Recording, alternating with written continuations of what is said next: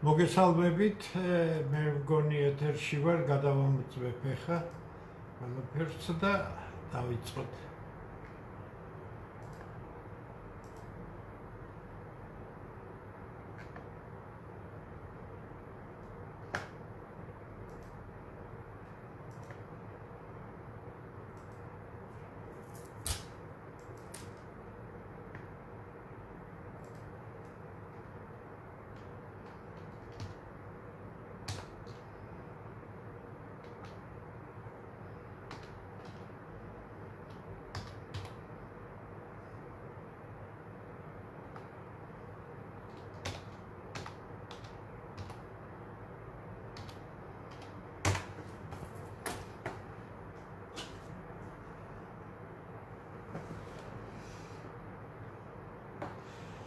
გავასწორო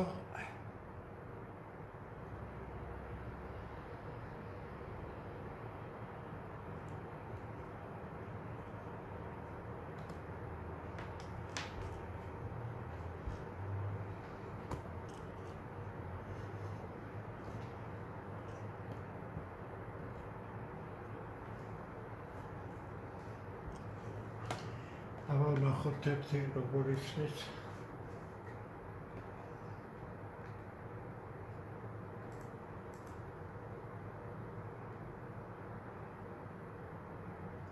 ერთი ორი სამი ნახოთ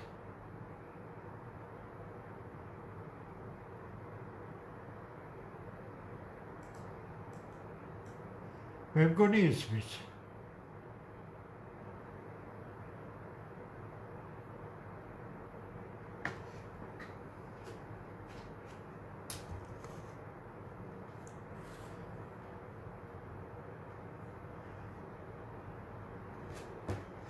მოგესალმებით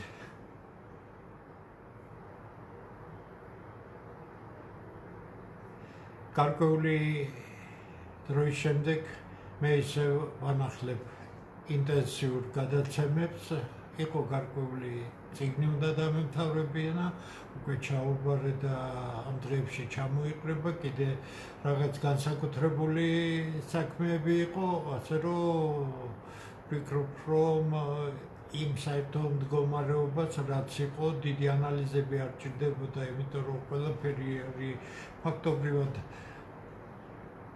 საპერსპექტივოდ გამზადებულ ძალზე რთულ მდგომარეობებში დღეს უკვე რაკი გარკვეული ეტაპები იქნა გავლილი დიდი შვიდეული შეხვედრა იყო ირანის შეერთებული შტატების მემორანდუმისა და შეხვედრის რაღაც შედეგებია გამოკვეთილი უკრაინა-რუსეთის ურთიერთობებში რაღაც გამოკვეთილია ევროპის საქციელში გამოკვეთილია და მე ეს ყველაფერი მაინტერესებს მხოლოდ იმის გამო თუ როგორ უკავშირდება ეს ქართულ სახელმწიფოს როგორია საქართველოს დღევანდელი ვაი ხელისუფლების პოლიტიკა და ჩვენ გავანალიზებთ ზუსტად იმას თუ რა ხდება გარეთ მომწონს მე ის რაც ხდება არ მომწონს ამას არაერთხელ მიდგომს არანაირი მნიშვნელობა არ გააჩნია და მთავარი არის ის თუ როგორ აისახება ეს საქართველოზე მთლიანად სამხრეთ კავკასიაზე და უნდა გითხრათ რომ აქ უნდა დავალაგოთ ყველაფერი რა მდგომარეობა დღეს დავიწყოთ შეერთებული შტატებით ისრაელი შეერთებული შტატების ერთობლივი მოქმედებით 28 თებერვალს განხორციელდა შეტევა ირანზე ძალიან სერიოზული შეტევა იყო და გავიდა სულ რაღაც არასრული 4 თვე და შედეგი სახეზია იმისათვის რომ არა ჩემი ანალიზები გავამართლო არამედ დღევანდელი ფაქტი აგიხსნათ მხოლოდ ორ რამეს დავეყრდნობი რომლებიც დღეს წერენ იმას რაზეც მე თვეების წინ კონფლიქტის დაწყებისას კონფლიქტის შემდეგ დავწერე ეს არის foreign affairs-ი საგარეო პოლიტიკა რასაც ქვია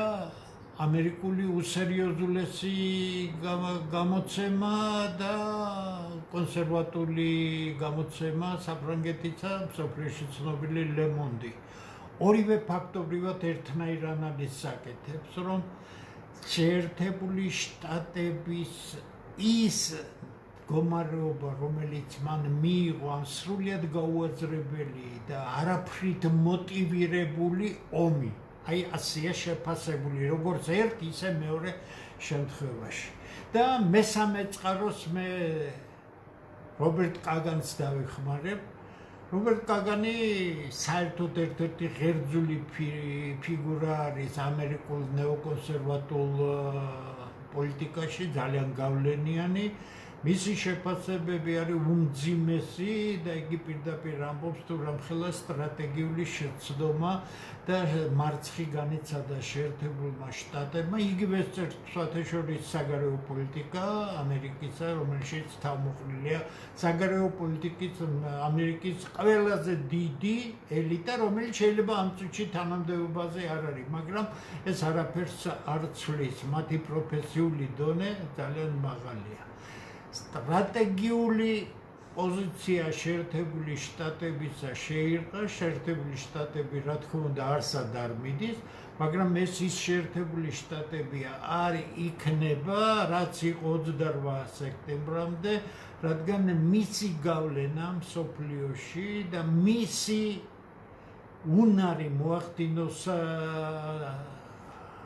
გავლენა იმ პოლიტიკურ პროცესებზე, რომელიც მისთვის სტრატეგიულ რეგიონებში, როგორიცაც ითვლებოდა ახლო აღმოსავლეთი, სადაც ის დომინირებულ მდგომარეობაში იყო ყველა სხვა ქვეყანასთან შედარებით, ფაქტობრივად მოიშალა და ნახეთ როგორ აფასებენ ისინი, რასაც მე თავის დროზე ზუსტად ამ სიტყვებით ვამბობდი, რომ შეერთებული შტატების გავლენა ახლო აღმოსავლეთში შემცირდება და ამ შემცირების შედეგია, რომ ამერიკის პარტნიორები სპარტეთის ყურის ქვეყნებში და მთლიანობაში ახლო აღმოსავლეთში ეძებენ, რომ გადაათამაშონ პოლიტიკა, იმიტომ რომ მხოლოდ შეერთებული შტატების იმედად ყოფნა მათ უკვე არაფერს არ აძლევს, სულაც არ ნიშნავს, რომ ისინი უარს იტყვიან ამერიკელებთან ურთიერთობაზე, მაგრამ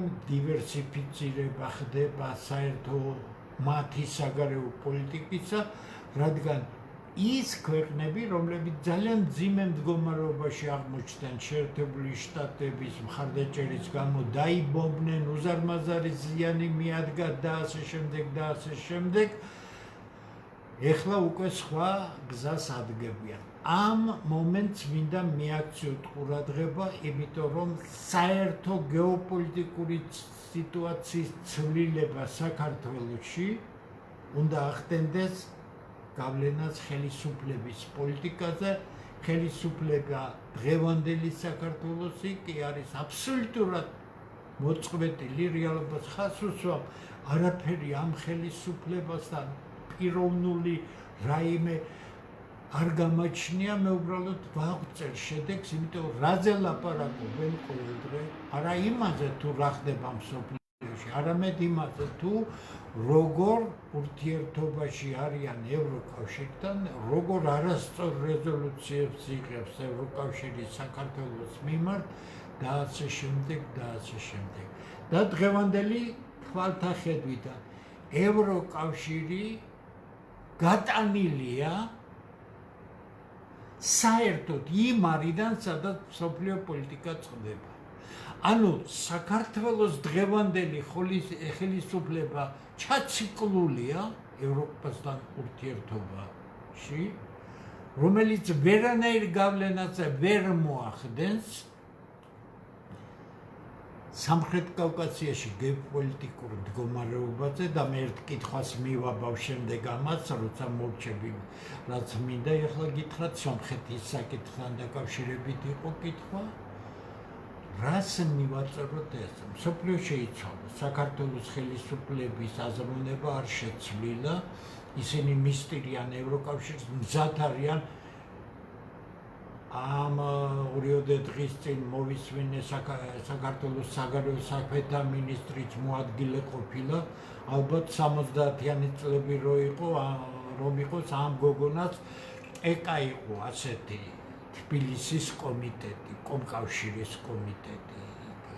მე მგონი სწორად მახსოვს, აი იმის აქტივისტი იქნებოდა, იმიტომ რომ ზუსტად გამოხოხებული ის კომკავშირელია, რომელმაც ლეწა თვითონ დიდი დიპლომატი და პოლიტიკოსი იყოს თურმე, რომ ერთი რამ როგორც კი გვეტყვის ევროკავშირი, იმიტომ განვაახლებთ იმავდროულად განვაახლებთ მასთან ურთიერთობას. ესე იგი, პრობლემა, რის გამოც ევროკავშირი არის ბრუნვაში შვიდივე ბრუნვაში დამოკიდებულია იმაზე, რომ საქართველოს ხელისუფლებას წინ ელოდება არჩევნები და მათთვის სასიცოცხლოდ მნიშვნელოვანია, რომ ევროკავშირმა მხარი დაუჭიროს ამ არჩევნებს, აღიაროს ის გაყალბებული შედეგები, რასაც ხელახლა დადებენ აუცილებლად და ეს იწილო-ბიწილო გამომდინარეობს სწორედ აქედან.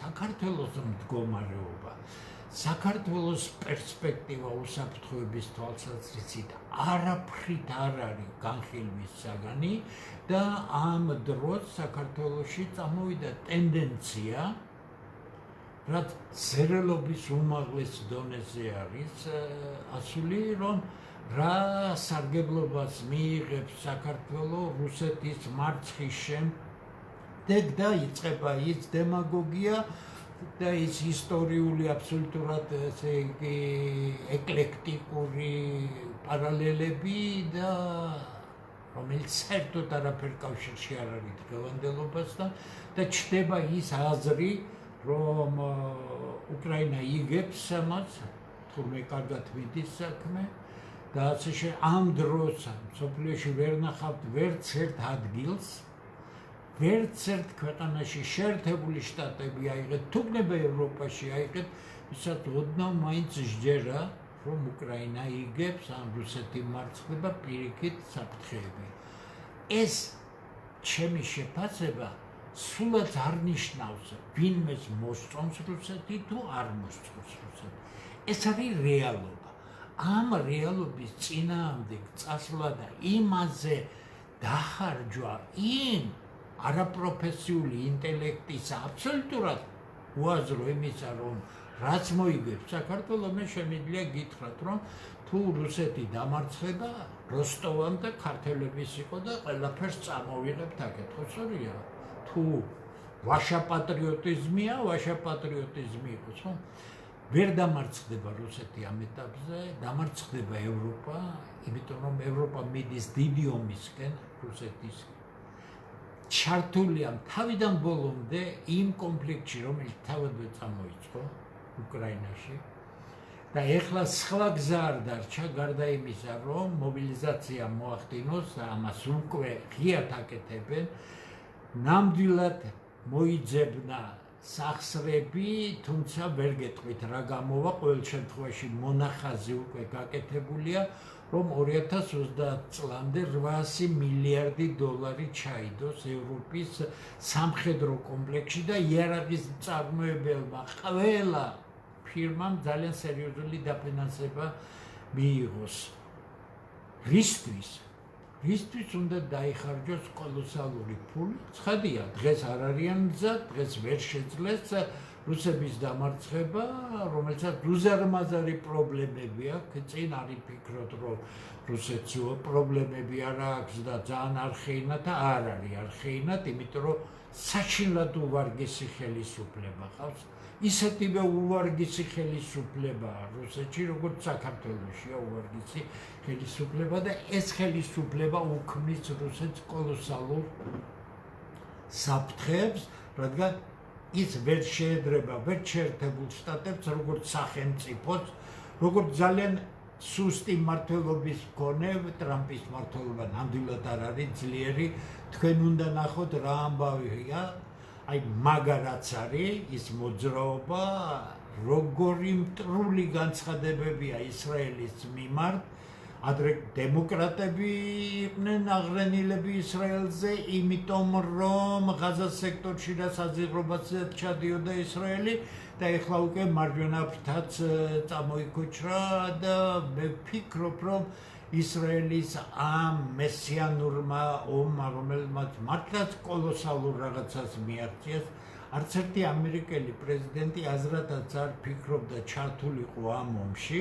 იმიტომ რომ ყველა მონაცემით ეს ომი იქნებოდა წამგებიანი და ამერიკის პრეზიდენტს დღევანდელ თავიანთი უსაფრთხოებისა და დაზვერვის სამსახურებისთვის ყური რომ მიეგდო, ისინი ზუსტად იმას ეუბნებოდნენ, რაც დაემართა შეერთებულ შტატებს.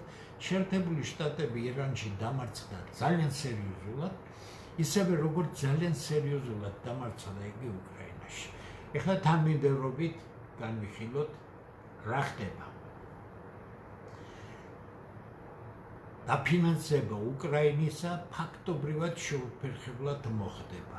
იმიტომ რომ ჯერჯერობით წინააღმდეგობის რესურსი არის, თუ იმასაც გავითვალისწინებთ, რომ ნატო უშუალოდ არის ჩაფლული, ეხლა უკვე ნატოს წევრი ქვეყნებიდან იგზავნება ის უპილოტო საფრენი აპარატები, რომლებიც ბომბავენ რუსეთის შიგა ტერიტორიას. მე არ ვიცი რა გათვლა აქვთ რუსებს და რა შეთანხმება არის ანკორიჯში ალიასკაძე მიღებული, მაგრამ გუშინაც რუსეთის პრეზიდენტმა ახსენა, როდესაც აფასებდა უკრაინელებთან კონფლიქტის მოგვარების საქმეში ევროკავშირის ჩართვას. განსაკუთრებით ეწინააღმდეგებიან ამას ესტონელები და ბალტიისპირელები, არავითარ შემთხვევაშიო, გასაგებია ძალიან გავლენიანი ქვეყნებია, ძალიან ჭკვიანი პოლიტიკოსები ყავთ და რუსეთის პრეზიდენტმა განაცხადა, რომ მათი ჩართულობა შეიძლება იყოს მხოლოდ ანკორიჯის სულის კვეთებით. ანუ ის რაც შეთანხმებული იქნა.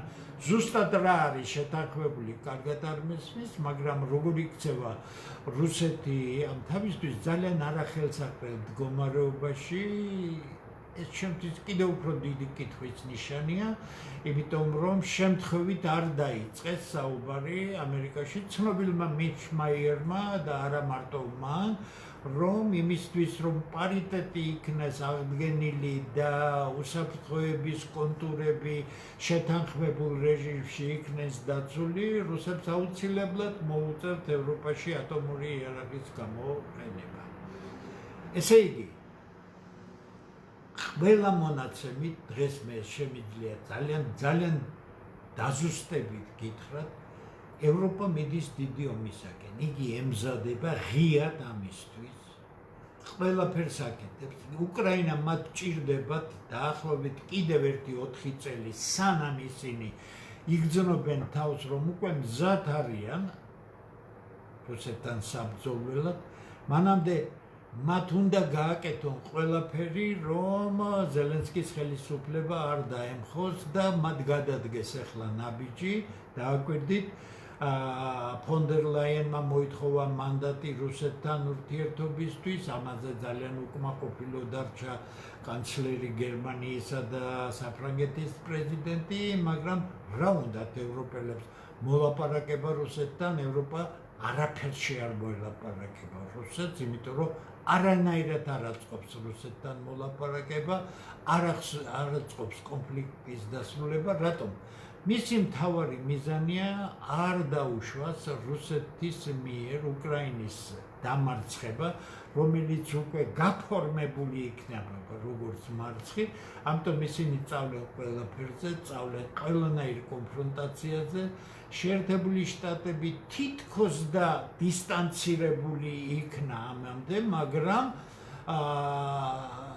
ბოლო დიდი შვიდეულის სამეცნიერო სულ რამდენიმე დღის წინ ტრამპმა ირანში მარცხის შემდეგ და ირანისადმი სიტუაციის შერბილების გამო დაეთანხმა ევროპის ლიდერებს, რომელთაც ის დასცინოდა კიდეც და იგი მზად არის კვლავ დაეხმაროს უკრაინას. ესე იგი, თუ ამერიკელის დახმარება იქნა, ევროპელები ყველაფერზე მიდიან, რომ დახმარება არ შეწყდეს, უფრო მეცაც გეტყვით, ინგლისელები ცდიან ძალიან სერიოზულ დიდი დისტანციის მქონე რაკეტას, რომელიც უნდა მიეწოდოს უკრაინას და უკრაინელებს უკვე თავისუფლად შეეძლება არა მხოლოდ მოსკოვის უკვე სარაკეტო და არა უპილოტოებით დაბომბვა. მე არ ვიცი ამას რა შედეგი მოყვება, თვითონ ინგლისში ძალიან შეშფოთებული არიან ამაზე, მაგრამ ომი ღია ტექსტით არის, ნატოს ჩართულობა უკრაინაში ღია ტექსტით არის, დახმარება ღია ტექსტით არის და რატომ ვახსენებ ამას მე? რუსეთი და ევროკავშირი როგორ გასწორდება ერთმანეთთან, ეს მათი პრობლემაა. ჩვენ ვართ ჩართული ამ უაზრობაში, ჩვენ ვართ იმის მოსურნე, რომ ევროპელები, არა და ევროპელები გეუბნებიან, გინდათ ჩვენთან იყავით, ჩვენნაირები, ოღონდ გააკეთეთ ის, რაც ევროპას სურს. რა სურს ევროპას? ის რომ საქართველო არის პლაცდარმი რუსეთის წინააღმდეგ, ეს არის ანბანური რამ და ამაზე რაიმე სერიოზული საწინააღმდეგო არგუმენტი არ არსებობს. მაგრამ არის შემდეგი რამეები, რაცაც ევროპული ორიენტაციის საქართველოს ხელისუფლება ორიენტაციას ჭყალებში უნდა ვიხმაროთ, იმიტომ რომ არასერიოზული საქმეა. ეს ეგრეთ წოდებული შინ მიმავალი გამოზრდილი ახალი კომკავშირი, რომელიც თურმე ევროპული ორიენტაციისა, ჩვენ ვართ ჯანდაბის ორიენტაციის და ისინი არ ევროპული ორიენტაციის. სამი რამ, რომელიც უკვე არა 13 წელია, არამედ 23 წელია ძირს უთხრით საქართველოს, ის რაც არის დავალება, იმიტომ რომ შენ ძალით არავინ მიგათხრებს ევროპაში.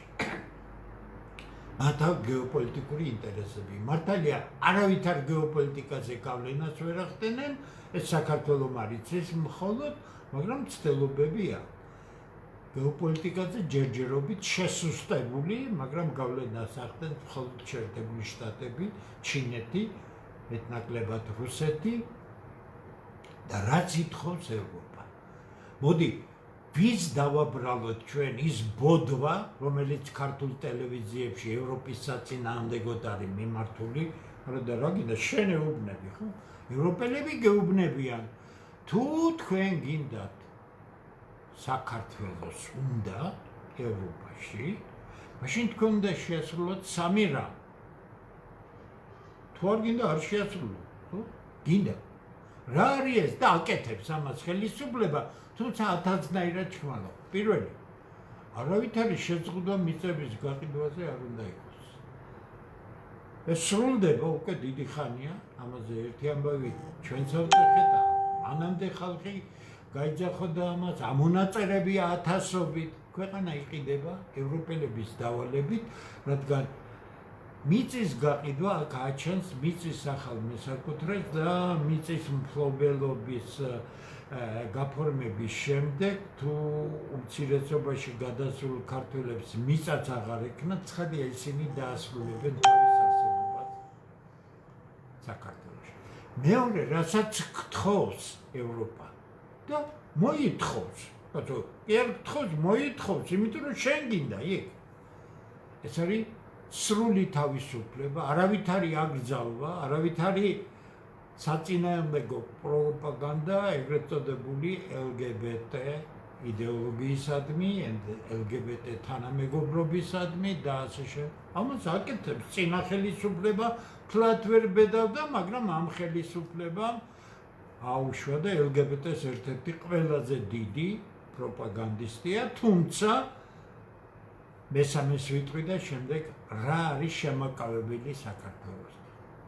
მესამე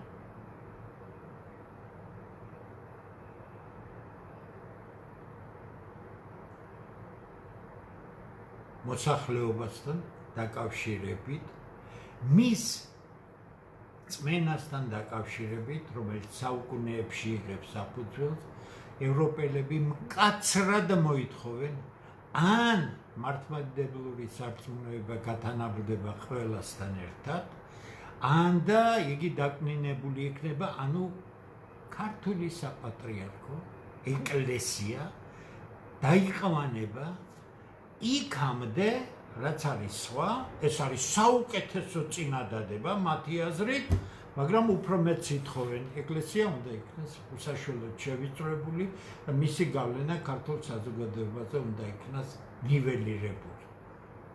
ეს არის ევროპის მოთხოვნა. ცუდია ევროპა, ჩვენ ამას ასე მარტივად ვერ ვისაუბრებთ. ევროპა არის ისეთი, როგორიც არის.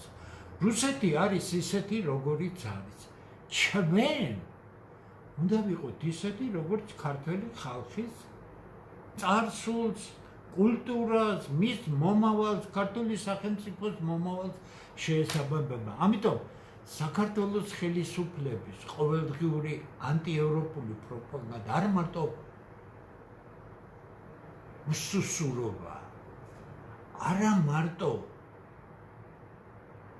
პოლიტიკური სიყალბეა, არამედ ეს არის შენიღბული თავდაცვის უნარი, იმიტომ რომ ევროპელებს მართლა გონიათ, რომ ამ ხელისუფლებას თუ სურვილი ექნას, სამივე ამ მოთხოვნას შეასრულებს. ევროპელებმა მისმა გამოტვინებულმა ელჩებმა საქართველოში, რომლებსაც წარმოდგენა არ აქვს საქართველოზე, მის ისტორიაზე, მის ხალხზე, ისიც არიციან, რომ საქართველოს დღევანდელ ხელისუფლებას, სად არის ხელისუფლება, არაფორმალურ მმართველს.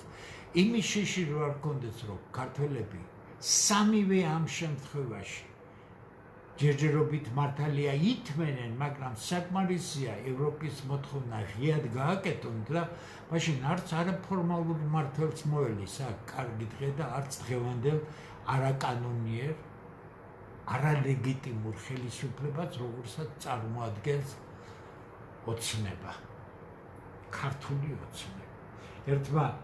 ერთი ჯგუფი არის, რომელიც თავისთავად კარგი ხალხია, თუმცა პოლიტიკაზე არანაირი წარმოდგენა არ აქვს და რაღაცებს მიგზავნიან ამ ხალხის გადაწყვეტილებაზე და ესაყოველთაო ესე იგი გამოკითხვებზე და რეფერენდუმებზე და ასე შემდეგ. ვისთხოვთ რეფერენდუმს?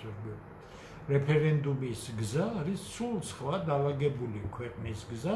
დღევანდელ სიტუაციაში ეს ხელისუფლება არაფერს არ დაუშვებს, რომელიც მის ინტერესებს ეწინააღმდეგება. მე ავხსენის ზუსტად რა იქნება რეფერენდუმი. ეს იქნება გაძლიერებული ქართველთა დიდი გაერთიანება, რომელიც მოახდენს ძალის დემონსტრირებას, გადაკეტავს რამდენიმე საათის განმავლობაში მთელ ქვეყანას და ხელისუფლებას ეტყვის, რომ აი ეს არის ქართველი ხალხის ნება, ჩვენ გვინდა ასეთი სახელმწიფო, თუ ხარ ხელისუფლებაში გააკეთე, ჯერ სანამ რაიმეს გააკეთებ, წესიერი კანონმდებლობა იქნეს მიღებული, საარჩევნო წესიერი ადმინისტრაცია, თამაშის წესები იქნეს შეთანხმებული, ჩავატაროთ წესიერი არჩევნები, რა შედეგიც დადგება, ყველანი დავემორჩილებით ამ შედეგს, დანარჩენი უკვე ტექნიკური საკითხებია, რა როგორ უნდა გადაწყდეს.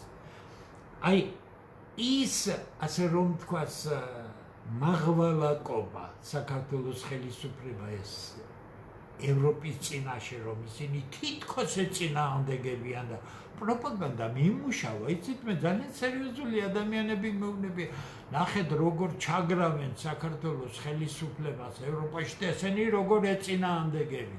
ესე იგი, ხალხი არის მიამიტურ დონეზე დასული, აბსოლუტურად არ უნდა რეალობის აღქმა, რაშია საქმე, არადა საქმე იმაშია, რისთვისაც ემზადება ევროპა ემზადება რუსეთის ომისათვის. რუსეთის სიმდიდრეების გარეშე. რუსეთთან ურთიერთობის დალაგება და სიმდიდრეების სარგებლობა რო უნდათ, რუსებს მეტი კი არაფერი არ უნდათ ევროპასთან დაალაგონ ურთიერთობა და გაყიდონ ეს ყველაფერი და ფული აკეთონ, მაგრამ თვითონ რუსეთის ხელისუფლება კორუფციაში ჩაფლული, ძარცვავენ თავის ქვეყანას, მთელი სიმდიდრე გააქვთ ევროპაში, იქ აქვთ ოჯახები, ვილები, ათასნაირი გაცაგებია, იმიტომ გამოიყურება სრულიად გაუგებრად რუსეთის პოლიტიკა. ამიტომ სანამ ეს ხელისუფლება იქნება რუსეთში, რუსეთის ყოფნა არ ყოფნის საკითხი თავისთავად დგას, როგორ გაურთულებს ევროპა ამ ყველაფერს მართალია ევროპა ვერაფერს ვერ წყვეტს, მაგრამ გაურთულებს, იმიტომ რესურსები საკმაოდ დიდია, მობილიზაცია იქნება აუცილებლად, ისინი მარაგებს და ამას შეირსებენ და აუცილებლად იომებენ, კვლავ დამარცხდებიან, მაგრამ იომებენ, იმიტომ რომ სხვა გზა ევროპას არ აქვს. რაც ელის ევროპას, მე არ მინდა ის ელოდეს საქართველოს, ამიტომ მე სულაც არაფერი არ მაქვს ევროპის საწინააღმდეგოდ, ვიყოთ მათთან კარგ ურთიერთობაში, მაგრამ საქართველოს ხელისუფლების ეს მარიონეტული სულისკვეთება, რომ ევროკავშირის წევრი გახადოს საქართველო, არის თავისთავად მანკიერი მცდელობა.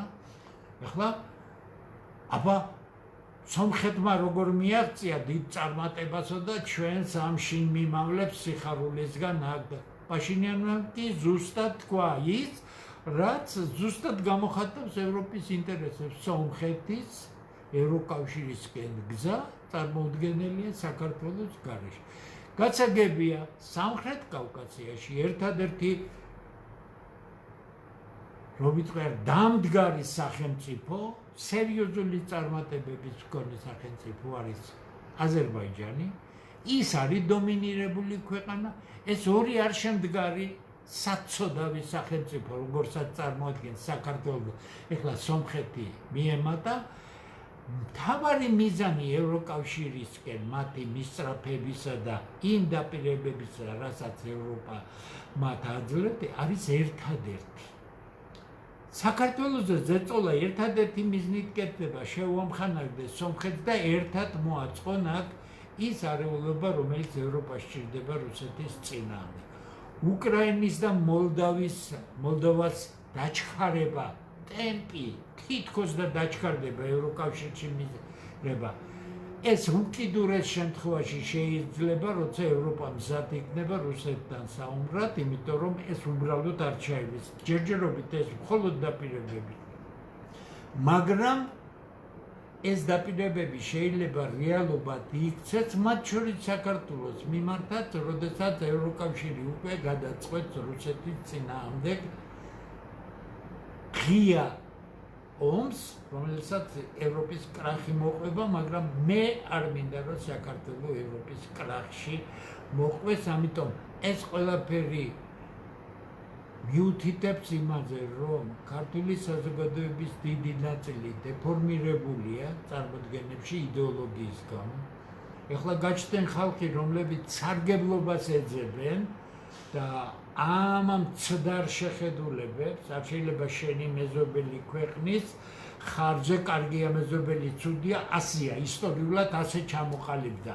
შენ უნდა იცხოვრო ამ გარემოში, მაგრამ როდესაც შენ მუშაობ სხვა ქვეყნის დასაქცევად და არაფერი დასამალი არ არის, საქართველოს ხელისუფლებას არ ყოფნის. არც პოლიტიკური ძალა, არც პიროვნული ღირსება, რომ თქვას, რომ საქართველო არის რუსების მტერი, რუსეთის მტერი სახელმწიფოა. კარგია ეს, ცუდია, ასეა. რას მიიღებს აქედან საქართველო? კარგს ვერაფერს ვერ მიიღებს, იმიტომ რომ რუსეთი ასე ხელაღებით ვერ დაიქცევა. რუსეთის დაქცევას მოყვება სხვა ქვეყნების არაერთი ქვეყნის დაქცევა და გაქრობა. ამიტომ ჩვენ კარგად უნდა გვესმოდეს, სად მიდის ეს რიტორიკა. სად მიდის ის კარგად ორგანიზებული თითქოს რუსეთი ეხლა მარცხდება და თითქოს ამაში შეიძლება საქართველოს რაიმე სარგებელი მიიღოს. მე არ საწამთვლელი არ ვარ, მე თელ ქვეყანას შემიძლია დაუპირისპირდე, იმიტომ რომ გარდა ჩემი ქვეყნისა წინაშე პასუხისგებლობისა არაფერი არ მალაპარაკებს, არაფერი არ მჭირდება თქვენგან, არც ხმა მჭირდება, არც მხარდაჭერა. ჩვენ მჭირდება და როცა გთხოვთ ქართველთა დიდი გაერთიანებას დაუჭიროთ ხარით საქართველოს. თუ არ გვინდა ეს ქვეყანა დავკარგოთ. ამიტომ ყველაფერი ის რაც ხდება იმის საწინააღმდეგო რამ ხდება საქართველოში და საქართველოს ხელისუფლება აზრზე არ არის, სამყარო შეიცვალა. სამხრეთ კავკასიაში, ახლო აღმოსავლეთში ბალანსები შეიცვალა მოუბრუნებლად. დასავლეთის ერთადერთი საყრდენი ქვეყანა შეერთებული შტატები იყო, რომელიც რობერტ კაგანის სიტყვებით იმაზე დიდი მარცხი განიცადა შეერთებულმა შტატებმა, ვიდრე ეს ვიეტნამში განიცადა.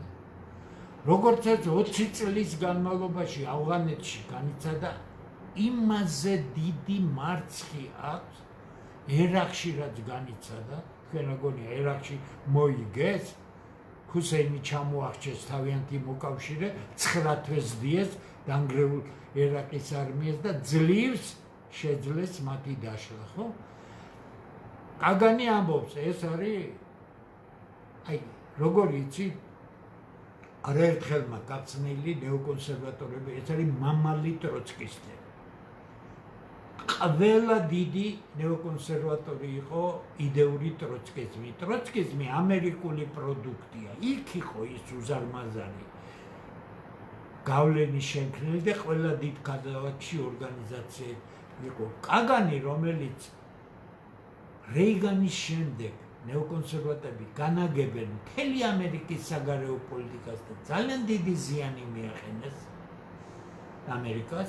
ეს კაგანი, რომელიც თავისებურად ამერიკის ძლიერებაზეა მუშაობს, ამბობს ის, რომ ვიეტნამზე დიდი მარცხი განიცადა. დიახ, მე კაგანს ამ შემთხვევაში სრულად ვეთანხმები, იმიტომ რომ ის რაც გააკეთა შეერთებულმა შტატებმა ირანის მიმართ, მაშინ როდესაც მთელი დაზვერვა ამერიკის აფრთხილებდა, რომ ეს არ შეიძლება, ხელისუფლების უცებ შეცვლას ირანში არასერიოზულად აღიქვებდა ვიცე-პრეზიდენტი და სახელმწიფო მდივანი არასერიოზულ დონეზე. ამ ბოლო დროს მიჩქმარეს ერთი ფრაზა. ბენს და რუბიოს ეკუთვნის სიტყვები, რომ ტრამპი არ იყო თანახმა ირანთან ომის თაობაზე, მაგრამ ისრაელმა აიძულა ნათანიაჰუზე ამბობენ პირდაპირ აიძულა და ეს უარყო თეთრმა სახმა, ყოველ შემთხვევაში ტრამპის გარემოცვამ, რომ ეს ასე არ იყო. მე გეუბნებით, საუბარია ვიცე-პრეზიდენტ და სახელმწიფო მდივანზე. ეს მე დავწერე იმ საღამოც, როცა ტრამპმა ეს თქვა. რომ ვარც ვამბობ, იმ საღამოს დავწერე, როცა დილით დაესხნენ თავს. ერთი ამბავი ატყდა, რა პროგნოზისტი ხარ შენ, ერთი თქვი და მეორე მოხდა. რა მოხდა? მოხდა ის, რომ ამ ოფიციალური განცხადების შემდეგ ტრამპმა თლად ვიწრო წრე შეკრა და მართლაც ნათანიაჰუს ზეწოლა იყო, იმიტომ რომ ეს იყო 40 წლიანი ოცნება ისრაელისა ამერიკასთან ერთად ებრძოლა ირანის წინააღმდეგ და ისრაელის დაზვერვა სერიოზული მარცხის წინაშე დადგა, იმიტომ რომ ყველა გაანადგურეს მთელი ხელისუფლება, მაგრამ შენ ხელისუფლების განადგურებით ერთს ვერ გაანადგურებ, რომელისთვისაც ის ქვეყანა ძვირფასია. ეშელონური პროტოკოლური აწყობილი სისტემა ჰქონდათ მეოთხე დონემდე, ერთი რომ განადგურებულიყო, მეორე რამ უნდა ყოფილიყო, როგორ გადავიდოდა ძალაუფლება და ასე შემდეგ და გამოვიდა ირანი გაცილებით ძლიერი. რა წერია მემორანდუმში თუ სწორად წაიკითხეთ? არბილებს სანქციებს, დაუშვებს ნავთობის გაყიდვას ირანისა. ყველა სანქციას არა, ნაწილობრივი შემსუბუქება იქნება. ბირთვული პროგრამა ხელუხლებელია და მომავალი 60 დღის განმავლობაში უნდა დაიგეგმოს ესენი. ის წინააღმდეგობის ღერძი, რასაც ქვია ჰეზბოლა, რასაც ქვია სირიაშიც და სხვაგანაც და მათ შორის ჰუსიტები, ეს ხაზი არ დევს შეთანხმებაში. არ დევს შეთანხმებაში ბირთვული პროგრამა, რაკეტული პროგრამა. ლიბანის შესახებ იყო საუბარი, მაგრამ ისრაელმა განაცხადა, რომ ამერიკა ირანის მოლაპარაკება არაფერს ავალდებულებს ისრაელს. ისრაელი აკეთებს იმას, რომ მის გარემოც არაბულ ქვეყნებში, რომლებიც ნაბიჯს დგამდნენ და სერიოზული ნაბიჯები იყო გადადგმული, რომ ირანთან ბოდიში ისრაელთან შეთანხმება მომხდარიყო არაბული ქვეყნების დიდი უმრავლესობისა. დღეს ყველანი უკან იხევენ ამასთან დაკავშირებით, ისინი ეძებენ ახალ გზებს და თავარი გზა სპარსეთის ყურის და ახლო აღმოსავლეთის ქვეყნებისა არის შეეგუონ ირანის არსებობაც და მასთან მოძებნონ გზები. აი რას მიაღწია ირანმა, რომელიც 28 თებერვლამდე იყო სულ სხვა მდგომარეობაში და დღეს უკვე ის არის სხვა მდგომარეობაში. ახლა მე გეკითხებით. ირანი, რომელიც ისტორიული მოთამაშეა კავკასიაში, ირანი, რომელიც საზღვარი სულ ცოტა 750 კილომეტრია, თეირანამდე 1200 რაღაც 50 კილომეტრამდე არც არის კიდე, ხო? ეს უზარმაზარი გეოპოლიტიკური ცვლილება. რაში აისახება საქართველოში ყოველდღე ევროკავშირთან საუბარში? აბა რა ხდება? რას უნდა ველოდოთ ჩვენ საქართველოს ხელისუფლებიდან? ის რომ ჩვენი გასაცოდავებული ხალხი დააჯერეს იმაში, რომ deep state-ი ესე იგი ცუდად ექცევა და ისინი მართავენ ევროპას და ისინი მართავენ საქართველოში ამ ოპოზიციას და ოპოზიციას deep state-ი კი არ მართავს. ბიძინა ივანიშვილი და მისი გარემოცვა მართავს, იმიტომ რომ საქართველოს ხელისუფლების საყრდენი იმისათვის, რომ ეს ხელისუფლება ახალ არჩევნებზე თუ არაფერი შეიცვალა, კვლავ დარჩეს ხელისუფლებაში, არის ეს ოპოზიცია. ამ ოპოზიციის გარეშე წესიერი საარჩევნო კამპანიის შემთხვევაში, შეთანხმებული წესების შემთხვევაში, გაუყალბებელი ადმინისტრაციის შემთხვევაში ფაქტობრივად სხვა სურათი იქნება. ამიტომ რა კი სიმღერა გრძელდება განურჩევლად იმისა, როგორც ხდება ევროპა. ხას უსვამ, ევროპა არ წარმოადგენს რაიმე მნიშვნელოვან პოლიტიკურ ერთეულს, სოფლიო პოლიტიკაში მისი გავლენა არის ნულოვანი და ყველგან ხდება ყველაფერი ევროპის ჩართულობის გარეშე. აბა საქართველოს რა უნდა?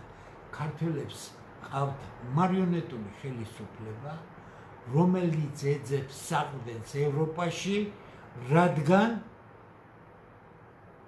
იცის რომ პრობლემები ექნება და მაინც ცდილობს რომ ევროპელების მეშვეობით შეინარჩუნოს თავისი თავი ხელისუფლებაში. ახლა გვინდა ჩვენ ესეთი ხელისუფლება, არ გვინდა, ეს უნდა გადაწყვეტოს ქართველმა ხალხმა. ქართველი ხალხი ვერაფერს ვერ გადაწყვეტს, იმიტომ რომ არჩევნების ის სისტემა, ის კანონმდებლობა, რომელიც არის, შანსს არ უტოვებს არავის, მხოლოდ უშუალოდ დაქვემდებარებული პოლიტიკური ძალები მიიღებენ არჩევნებში მონაწილეობას და დათანხმდებიან იმ შედეგზე, რასაც უფროსი გადაუწყვიტავთ მან. ცხადი ამისთვის ისინი გასამჯელოსაც მიიღებენ და ამ გასამჯელობისთვის არის დღეს ამდენი პარტია შექმნილი, თუმცა სუფრამდე უამრავს მისავალი არ აქვს. მისავალი იმერულად ვამბობ, დაკავებულია იმ პარტიებს, რომლებიც პროტესტების მე რამდენი დღეა 400 დღეს გადაცილდნენ. რას აპროტესტებენ? სანაძლეოს დავდებ. აი ვისაც გნებავთ, დაგიჯდებით, გვერდით ამიხსენით რას აპროტესტებთ. ქვეყნის პრობლემებიდან რომელს აპროტესტებთ, არაფორმალური ხელისუფლებიდან რომელს აპროტესტებთ, რას აპროტესტებთ. გეოპოლიტიკური ამ უსაშველოდ რთული მდგომარეობიდან რას აპროტესტებთ, რა ცუდი მიმართულებით მიდის ხელისუფლება, არა და ცუდი მიდის, შეგიძლიათ ამაზე საუბარი? რაიმე უდგას წინ საუბრზე, ხო ყავთ ეგრეთ წოდებული ცნობილი ექსპერტები, ცნობილი სახეები, ყველას ერთად დაგიჯდებით სასაუბრო. ამიტომ ოპოზიცია, რომელიც წარმოადგენს ხელისუფლების საყრდენს, ხას უსვა. ჩემთვის ოპოზიცია არ არის. ოპონირება მე ვიცი დამოუკიდებელი ხალხისა, რომლებიც თავიანთი მსოფლმხედველობის ფარგლებში ერთმანეთს ესაუბრებიან პროფესიულად იდეოლოგიების დაპირისპირება, უაზრობა. ეხლა ადექი და რომელიმე იდეოლოგიის ჯგუფს ესაუბრე, რომ შენი იდეოლოგია არ არის სწორიო, კაცო. პარტიასთან იდეოლოგიაზე საუბარი არ შეიძლება, ის ისეთია. გადააკეთებ, მას ვერ გადააკეთებ. სხვა პარტიას თავისი იდეოლოგია აქვს. გადააკეთებ მას, ამიტომ ჩვენ არ გჭირდება ეს პარტიული დაპირისპირება, ჩვენ გჭირდება პროფესიული საუბარი გეოპოლიტიკურ მდგომარეობაზე და იმის გააზრება, თუ რამდენად საშიში მდგომარეობაშია დღეს საქართველო. საქართველოს დღევანდელი ხელისუფლების პოლიტიკა აბსოლუტურად არ ითვალისწინებს უზარმაზარ ცვლილებას გეოპოლიტიკაში, აბსოლუტურად აქცენტების წანაცვლებას და კვლავ 25 წლის წინანდელ ჭაობში ზის თავისი ამაზრზენი ევროპული ორიენტაციით, რომელიც სრული უაზრობა რაღაც ევროპული ფასეულობებით, რაც საერთოდ სისულელია, იმიტომ რომ ფაქტის სახეზე გვაქვს. ევროპის დადანაშაულება არის უაზრობა, სისულელე. შენ გეუბნებიან, გინდა ევროპა, შენ გახადი ასეთი, როგორიც ჩვენ ვართ. მართალია ჩვენნაირი ვერ იქნები, მაგრამ რასაც დაგავალებთ, იმას შეცვლებთ. გავალებენ სამ მთავარ რამეს. მიწების გაყიდვა არ იქნება აკრძალული, LGBT იქნება სრული თავისუფლება, ეკლესიას გაანადგურებთ. მანახეთ ქართველები, რომლებიც იტყვიან და იტყვიან, ხოდა ვიღაცები გამოყავთ, გვარები არ მინდა, არარაობები არის, ასეთი ეკლესია უნდა დაიგრესო. თურმე სომხეთს იმიტომ მიუღწევია დიდი წარმატებისთვის, სომეხმა რო დიდი წარმატებას მიაღწია, ჩვენმა მტერმა მიაღწიოს ისეთ დიდ წარმატებას, რომ ეკლესია გაანადგურა ფაშინიანმა, რა მაგარი საქმე უკნია ფაშინიანს, რომ ესე იგი სომხური ეკლესია გაუნადგურებია, ხო? ამიტომ გადაგვარების ის ხარისხი, რომელიც გარკვეული კატეგორიის ქართველებში არის, მოითხოვს სერიოზულ გააზრებას, ჩხუბი და დაპირისპირება კი არ უნდა. ჩვენ სწორად უნდა გავიგოთ, მზად ვართ ყველასთან დიალოგისთვის და არაფერი დისკუსია ჩვენ არ გჭირდება. ჩვენ გჭირდება ეს ქვეყანა და ჩვენ დავინარჩუნებთ ამ ქვეყანას, რადაც არ უნდა დაჯდეს ეს. აი კიდე გეუბნებით, საერთოდ ევროპისკენ თავგზა რო გადაიფხრიწოთ თავზე. LGBT და ყველაფერს შეუტიოთ. ვერც ეკლესიას დააკლებთ ვერაფერს, დედას გიტირებთ ამისთვის, ვერც LGBT-ს გაამუშავებთ და ვერ გააგულავებთ და ვერც ქართულ მიწებს ვერ გაყიდით. ვერ გაყიდით, ეს ჩემი აგრესია კი არ არის. თქვენ იმაზე კი ისეთ რამეზე ასწიეთ ხელი, რომელიც საუკუნეები მილიონობით ადამიანი შეეწირა და თქვენ გონიათ, რომ დღეს ისია დაძაბუნებული ქართველი, რომ იმის ზალა არ ეყოფა, თქვენ ეს არ გაგაკეთებინოთ.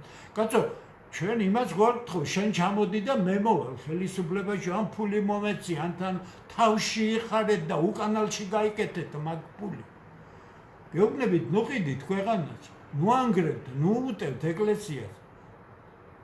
ნუ გახადეთ აღვირახსნილი ეს ქვეყანა, ბორდელებათაა ქცეული მთელი თბილისი. მთელი აფრიკული ქვეყნების სექს ტურიზმის ცენტრია, ვინახართ თქვენ, მაგრამ თქვენ სწორად აკეთებთ. იმისთვის რომ გარყავნა და გაათახსირო ქვეყანა, ეს არის უმოკლესი გზა მის გასანადგურებლად და ეს მიმდინარეობს ახლა. დიდი მადლობა ყურადღებისთვის.